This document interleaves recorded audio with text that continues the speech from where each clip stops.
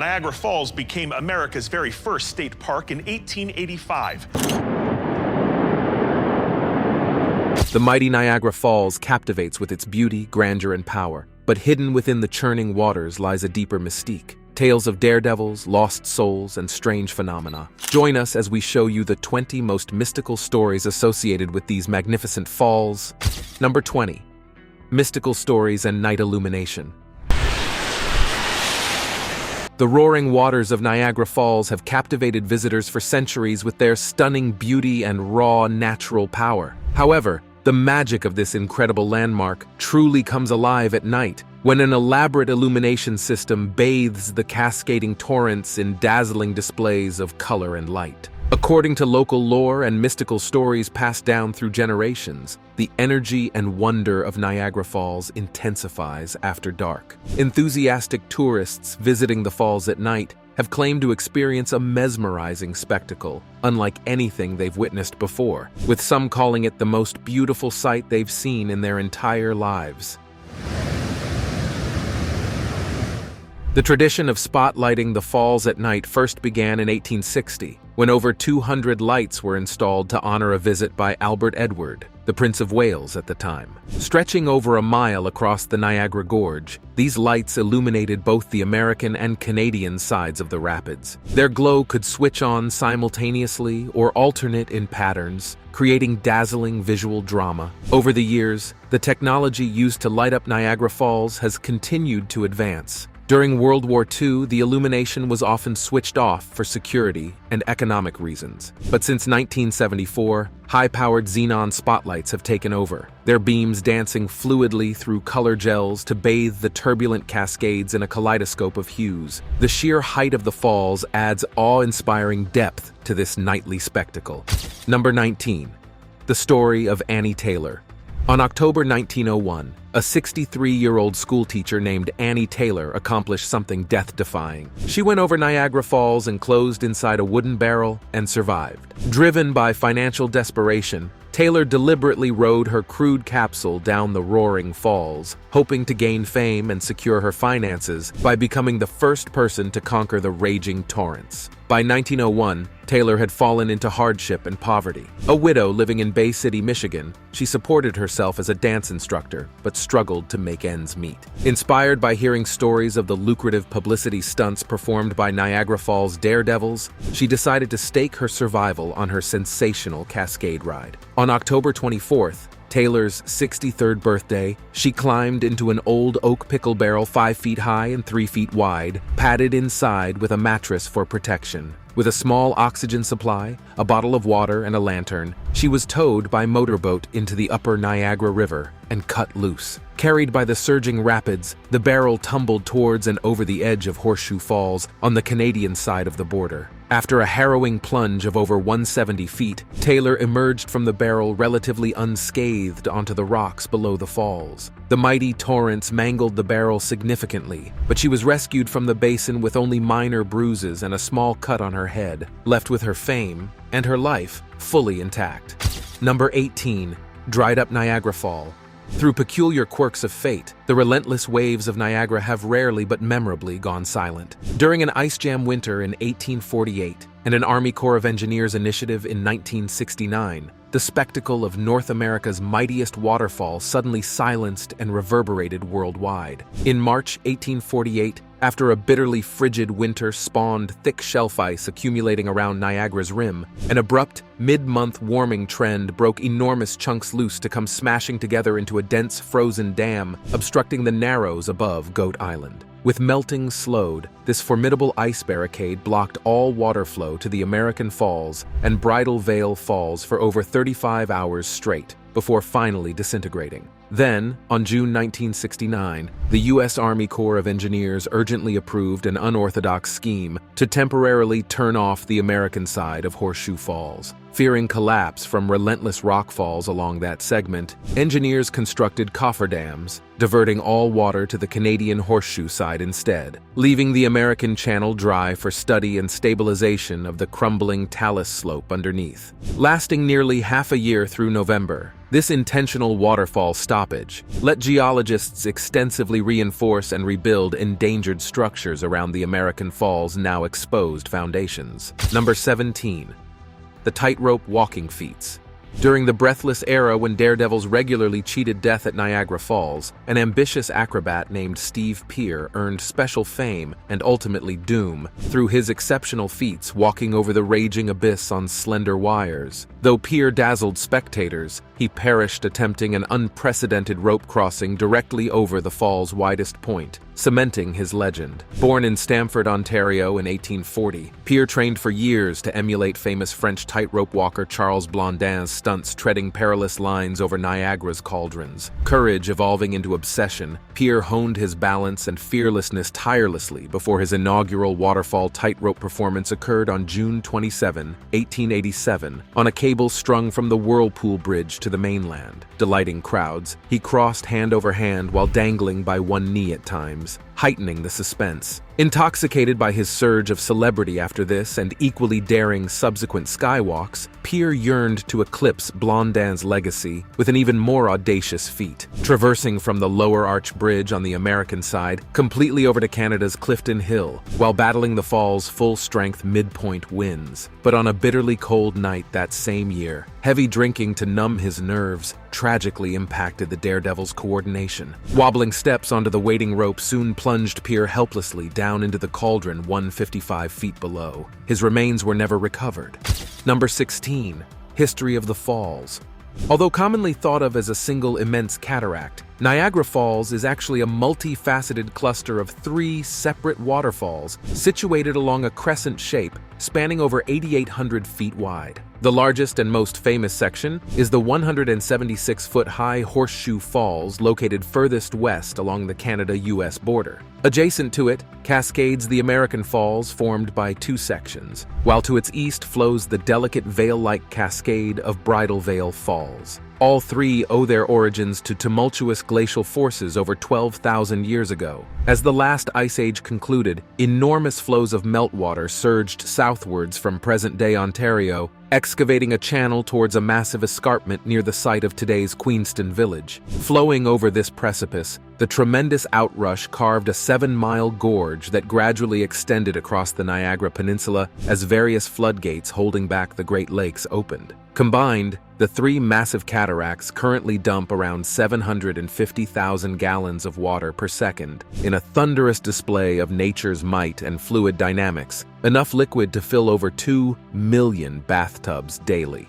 At peak daytime illumination, the cloud of mist rising beyond the Horseshoe Falls can even sometimes create fleeting rainbows for visitors to admire as they study geology's most dramatic liquid architecture. Number 15. Devil's Hole Cave.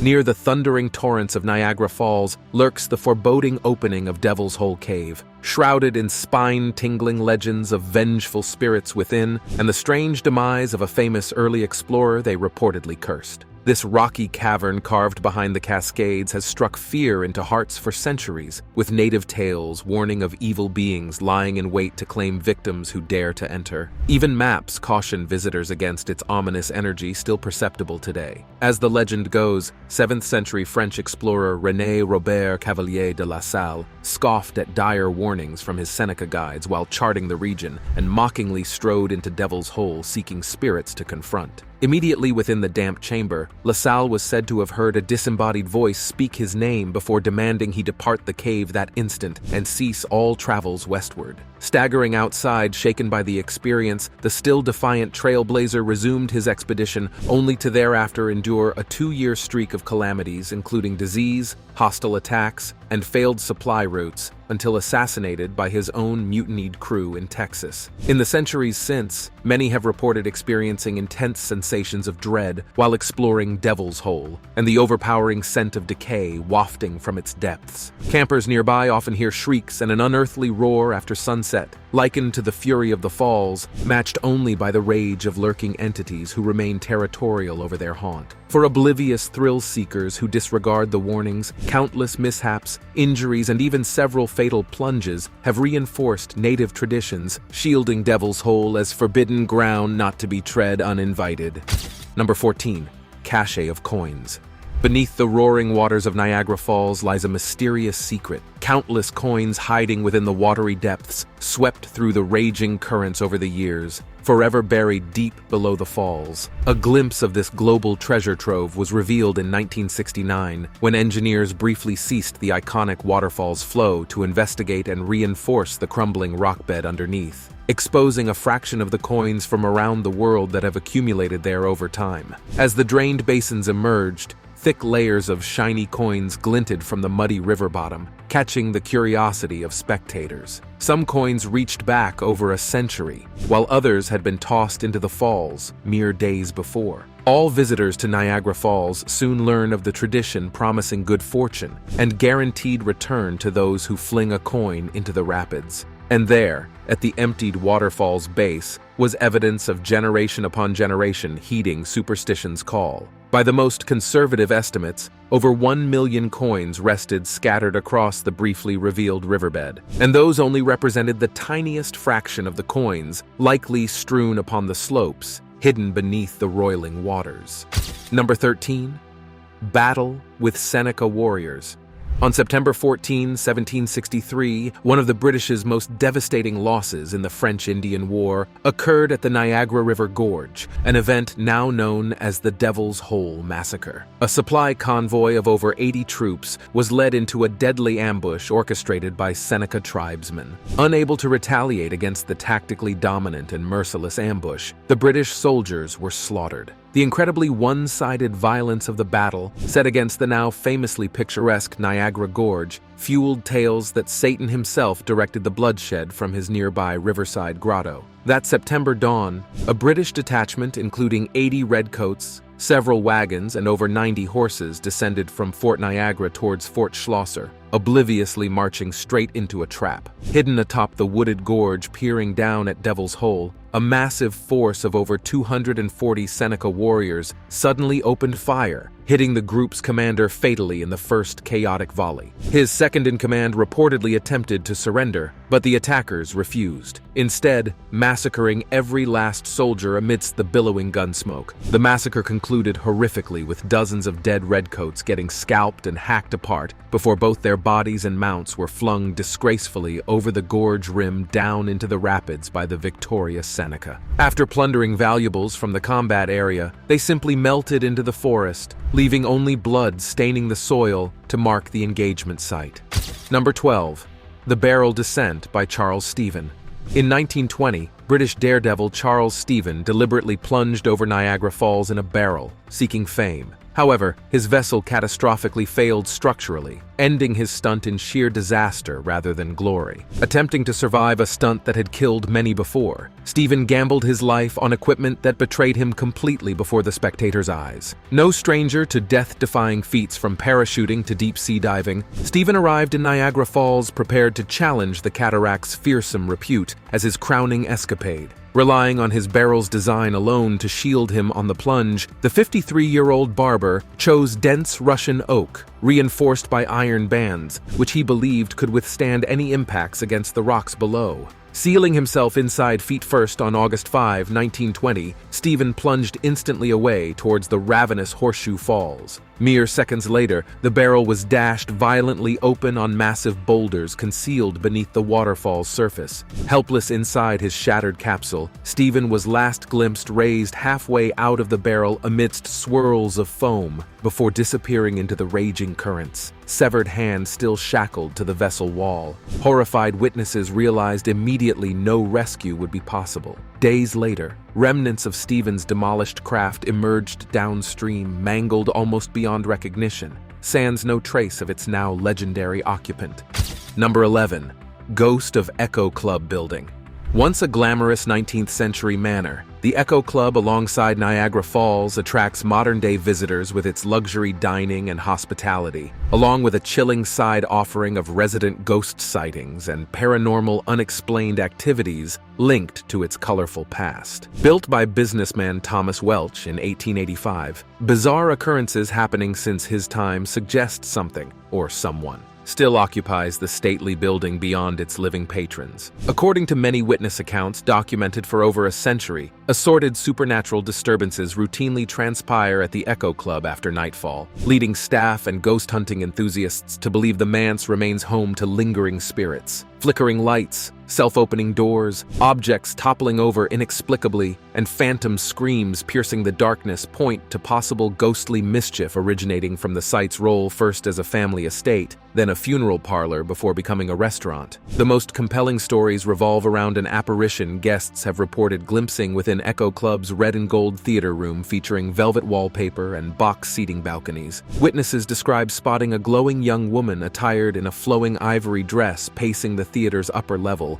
who vanishes instantaneously when approached. Her tearful expression and dated garments indicate a lingering persona from the mansion's bustling past, one seemingly unwilling to vacate entirely even after death. Number 10. Hermit of Niagara Falls. One of the most colorful figures inhabiting 19th century Niagara Falls lore was a locally famous hermit named Francis Abbott, who deliberately chose to dwell inside a cave overlooking the mighty Cascades. Renouncing society in middle age, Abbott nested in solitude near the falls he adored for almost a decade until his death. This unusual man grew into a Niagara icon, the eternal spectator content to view its grandeur through a self-imposed exile from the outside world. In accounts pieced together after his passing, Francis Abbott was born around 1826 in England before immigrating to America sometime in the 1850s. Well-spoken and highly educated, he worked as a secretary in New York City until abruptly resigning from his post at age 35. Drawn to Niagara Falls during a trip there, he secured a rocky cave for shelter practically underneath the Cascades and resolved to exist as a voluntary hermit, isolated from humanity. For the next 9 years, the eccentric Abbott resided in his riverside cavern home, sustained by provisions and water lowered down to him via a basket. In warm seasons when tourism peaked, crowds would gather alongside his cave to glimpse the infamous hermit reading peacefully or scanning the beauty of his surroundings accompanied by his pet fox and crow. Though retiring by nature, he welcomed respectful interaction. Tragedy cut short Abbott's unique waterfall worship in 1857 when winter ice flows dislodged heavy rocks that collapsed his cave with him inside. The cave remained sealed until explorers excavated it in 1920 and recovered the hermit's skeletal remains. Number 9. Drummond Hill Cemetery. Within the realm of spooky tales and paranormal activity around Niagara Falls, Drummond Hill Cemetery stands out for its frequent and intense ghost sightings. This burial ground earned an eerie reputation after the Battle of Lundy's Lane occurred on its soil in 1814, during the War of 1812 between America and Britain. Today, both visitors and residents routinely report unsettling supernatural phenomena linked back to those who died violently on the battlefield. Drummond Hill Cemetery now operates as a National Historic Site, commemorating all those killed in the fierce combat once fought there. However, many believe that several souls never left the area and continue to haunt it. Witnesses describe hearing phantom gunshots and soldiers' screams at night, as though the battle still raged. Even disembodied marching sounds resonate down the rows of graves. The most common apparitions spotted by the living are glowing, floating orbs that weave through the tombstones. Figures of both American and British soldiers have been glimpsed wandering the cemetery grounds, perhaps aimlessly seeking fallen comrades among the buried dead. A lone female specter also frequents the site, believed to be that of Laura Seckard, the Canadian heroine who stealthily hiked 20-plus miles in 1813 to warn British forces of an impending American attack. Seckard was later laid to rest in Drummond Hill Cemetery, and tourists often catch her sad figure floating near her grave, dressed in white. The endless turmoil and violence witnessed in the war seem to have left an indelible supernatural stain on this peaceful plot of land. Number 8. Double Murder Ghost Story.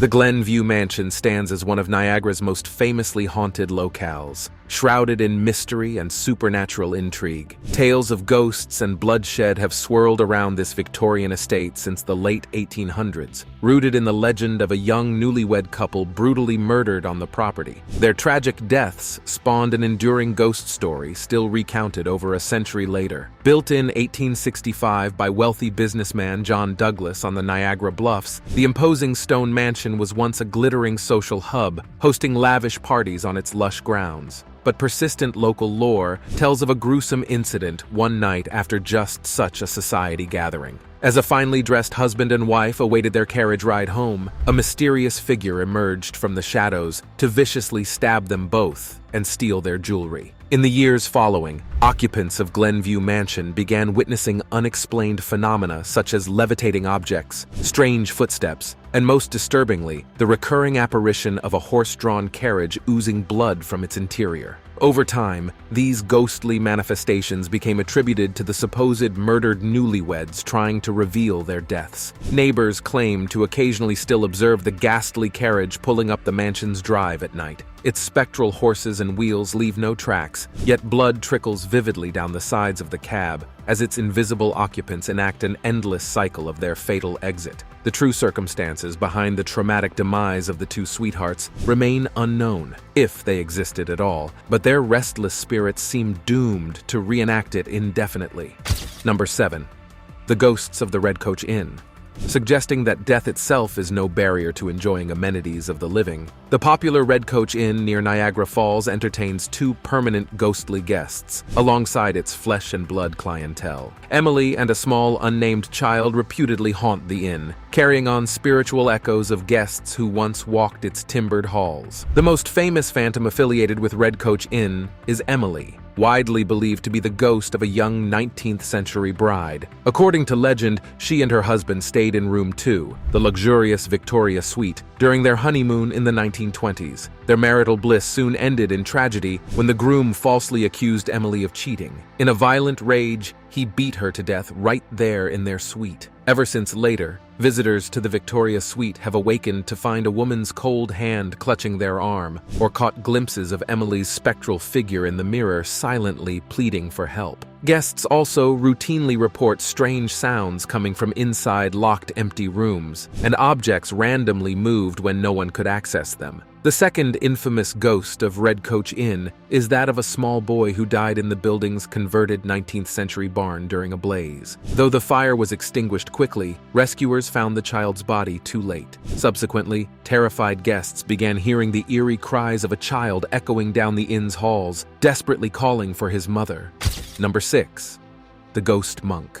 On the campus of Niagara University, Klett Hall Dormitory bears the notorious reputation as one of the most haunted sites in the area, due in part to tales of a ghostly monk still roaming its aged corridors. Built 1860, Klett Hall originally served as a monastery where an unnamed monk died by suicide in 1864, sparking decades of alleged paranormal activity before becoming a student residence hall. According to campus history, the despondent brother inexplicably leaped over the railing from the monastery's top floor one evening, plunging multiple stories down to his grim demise. Not long afterward, occupants began witnessing peculiar incidents within the monastery, such as disembodied chanting echoing late at night, and mysterious floating orbs passing through the halls. Even more unsettling reports emerged of a robed, hooded figure spotted drifting up staircases or down passageways before fading from view. Over 50 years passed before lightning struck the monastery in 1916, killing a student in the resulting fire. And despite extensive rebuilding efforts converting the structure into a dormitory later on,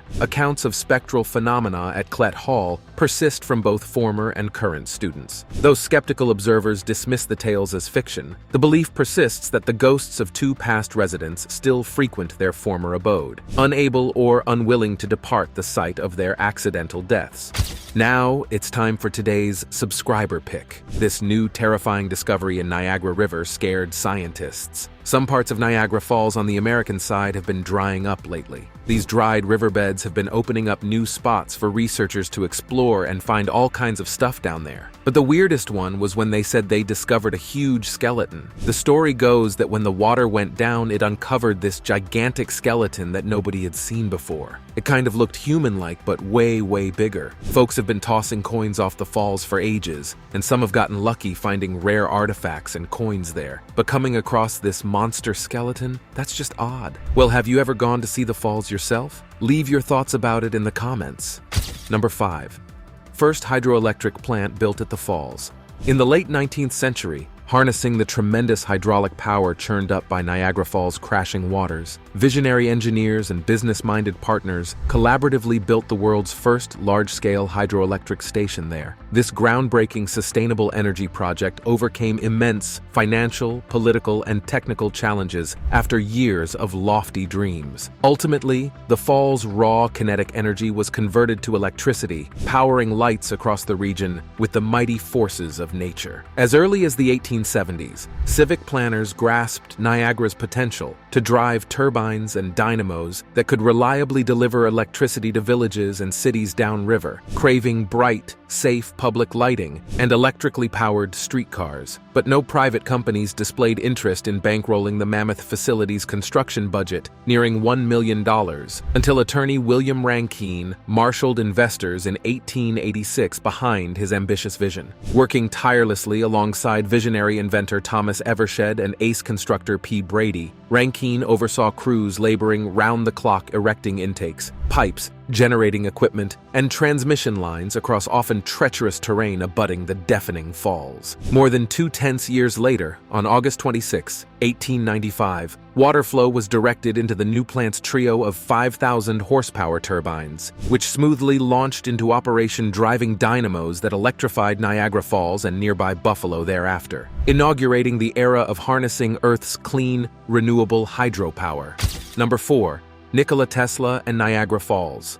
Following the breakthrough 1895 hydropower system successfully illuminating Niagara Falls, futurist inventor Nikola Tesla facilitated the expansion of its electrical reach far beyond the immediate vicinity by spearheading the implementation of newly patented alternating current technology to transmit the falls' generated power remotely. His innovative vision for flexible, long-distance energy delivery combined with daring financial backing then created the mechanism and precedent enabling widespread rural electrification across America in the coming century. Attracted by the commercial potential of the mammoth hydro station, Tesla offered his expertise at utilizing high-voltage alternating current to reliably push electricity over distances impractical, with Thomas Edison's direct current alternative utilized up to that point. Convinced Tesla's approach could open profitable new markets, industrialist George Westinghouse covered patent costs in hopes of undercutting Edison's monopoly. Partnering with engineers at Niagara Falls Power Company, Tesla meticulously crafted custom dynamos, transformers, and motors to step up traditional 100-volt current to an astounding 20,000+ volts for efficient long-range conduction. Skeptics feared such extreme voltage posed a mortal risk, but after successful large-scale experiments, Tesla's technology transmitted the world's first megawatt-class hydroelectricity, generated from Niagara Falls' plummeting cascade, all the way to Buffalo over 20 miles away on November 16,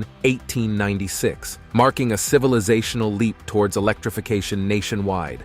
Number 3. Seasonal and nightly reductions in water flow.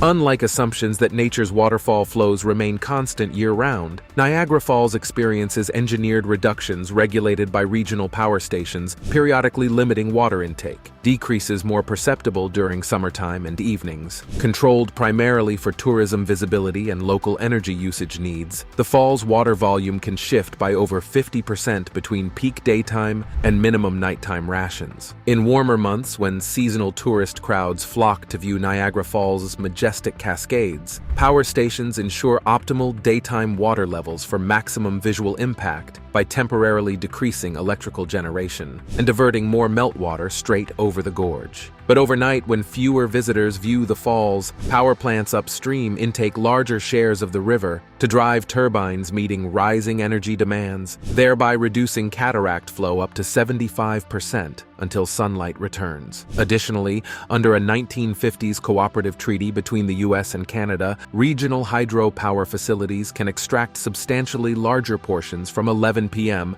until 7 a.m. daily, even in summer without impacting famous viewpoints downstream, set aside specifically for tourists during peak daylight visiting hours. Number 2. The Meteorite. This new terrifying discovery in Niagara River scared scientists. Before dawn's light on July 24, 2019, a blazing fireball streaks spectacularly above the silent lake. In its dazzling death throes, this strange visitor from the stars fragments into bright shards as awestruck onlookers watched its fiery curtain fall from the sleepy skies. In response, astronomer Peter Brown spearheaded intensive efforts to recover pieces of the approximately 30-centimeter space rock for scientific examination by recruiting area volunteers for an extensive ground search. Professor Brown, from Western University's Meteor Physics Group in London, Ontario, triangulated data on the meteorite's descent path and likely splashdown zone based on multiple home security videos and satellite observations capturing the event. The extraordinary sighting occurred at 6:44 a.m., with the meteorite's dazzling final flash indicating its atmospheric disintegration into scattered surviving shards. Given the scientific value of freshly fallen meteorite chunks for analysis, Brown appealed to locals near the projected debris field encompassing Niagara Falls to hunt for any promising fragments they might discover. These remnants offered valuable clues into the meteorite's origins and journey, so search teams diligently combed the terrain, even though most pieces reportedly landed in Lake Ontario itself. Any meteorites found resembled dark, soot-covered stones and pebbles, requiring lab testing to confirm their extraterrestrial nature based on composition. Number 1. Artifacts found upstream along the Niagara River. Among Niagara Falls' lesser-known secrets lies an enormous cache of ancient relics hidden from plain view, buried along the Niagara River's shoreline above the famous Cascades. Numbering over 20,000 pieces, these artifacts comprise a wide array spanning primitive tools, weapons, decorative items, and other remnants dating back a staggering minimum of 4,000 years. Unearthed beginning over a century ago around Lewiston, New York, approximately 12 kilometers upstream from the Horseshoe Falls, the sizable collection offers a rare glimpse into early indigenous life from the archaic period when nomadic peoples first inhabited the region. Stone arrowheads, spear points, knives, and rudimentary scrapers for hide preparation showcase the hunting and fishing vital for survival along what eventually became the Niagara Gorge area. Additional later period artifacts feature more refined Iroquois craftwork honed after the tribe's 14th century emergence. Thanks for watching, and we'll see you in the next one.